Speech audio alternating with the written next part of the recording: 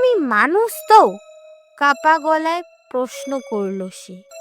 কিছুক্ষণ চুপ থাকার পর কণ্ঠস্বরটা বলল, একসময় ছিলাম।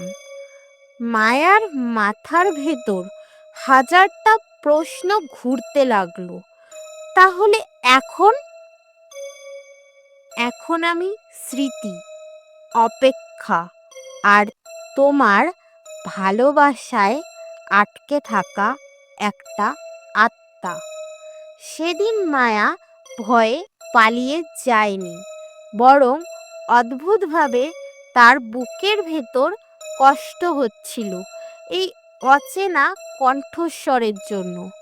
পরের কয়েক সপ্তাহে তারা কথা বলতে শুরু করলো।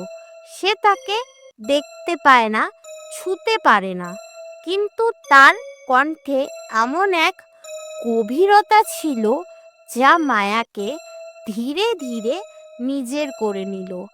একদিন সে জানল তার গল্প,